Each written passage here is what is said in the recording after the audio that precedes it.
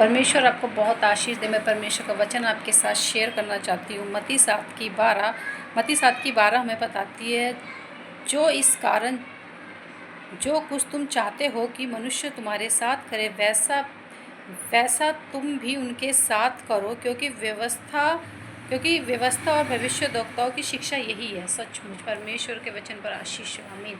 परमेश्वर का वचन कितना खूबसूरत है। परमेश्वर का वचन कह रहा है कि जो तुम चाहते हो कि तुम्हारे साथ मनुष्य करे, वही तुम उनके साथ करो। आज क्या होता है, आज हम चाहते हैं कि लोग हमारे साथ भलाई करें, लोग हमारे साथ प्यार दिखाएं, लेकिन हम बदले में देना नहीं चाहते। वो भलाई हम बदले में नहीं करना चाहते, वो प्यार हम नहीं दिखाना चाहते। और हम चाहते हैं कि अगर हमसे कोई गलती हो जाए हमें क्षमा करे, पर वो चीज़ें हम नहीं करते। जब हम ही नहीं करते तो वो चीज़ें हमारे साथ कैसे करी जाएंगी? वो प्यार, वो भलाई, वो नुकसान सहना, वो सारी चीज़ें हमें अपने जीवन में दिखानी है। अगर किससे कोई हमारा गलत भी कर देता तो हम उस चीज़ में उसको क्षमा भी करना है। हमसे कोई गलत तरीके से बोलता है, उस चीज़ में हमें भी उस चीज़ को समझना है कि मनुष्य है, हमसे गलती हो जाती है तो हमें किसी से गलत भी नहीं बोलना है। क्योंकि अगर हम चाहते हैं हमसे कोई प्यार से बोले तो हमें प्यार से बात करनी पड़ेगी, तभी वो हमसे प्यार से बात करेंगे। अगर हम किसी पे ऐंठ रहे हैं तो सामने वाला भी तो हम पे ऐंठेगा ना। जो हम देंगे वही तो हमें मिलेगा। इसीलिए हमें परमेश्वर के वचन को आगे रखते हुए हमें वही करना चाहिए जो हम चाहते हैं। अगर हम किसी से इज़्ज़त पाना चाहते हैं तो हमें इज़्ज़त देनी पड़ेगी उसी के बाद। क्योंकि हर इंसान चाहता है कि हमें प्यार मिले, हमें इज़्ज़त मिले। लेकिन आज क्या होता है, आज सिर्फ सब अपने लिए चाहते हैं कि हमें मिले, लेकिन दूसरे को देना नहीं चाहते।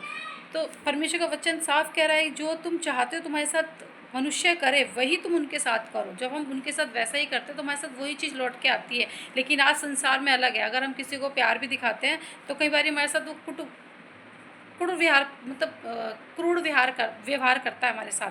तो हमें उस चीज़ को ध्यान न देते हुए हमें अपना व्यवहार ख़राब नहीं करना।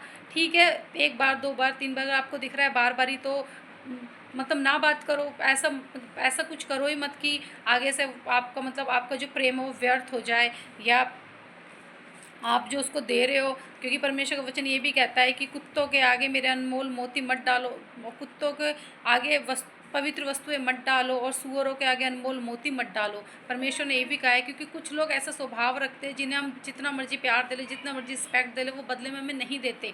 तो हमें परमेश्वर के वचन से सीखनी है चीज़ों को। हमें परमेश्वर के वचन पढ़ने, मनन करने। जब हम परमेश्वर के वचन को मनन करते हैं, पढ़ते हैं, तब परमेश्वर हमें ज्ञान बुद्धि, हमें वो ज्ञान बुद्धि समझ देता है जो परमेश्वर की ओर से आती है। जब हम परमेश्वर की ओर से आई हुई ज्ञान बुद्धि समझ को पाते हैं तो हम वैसा व्यवहार कर सकते हैं जैसा परमेश्वर हमसे बोला है। प्रभु इस वचन के द्वारा आपको और मुझे बहुत आशीष देता है। आमीन।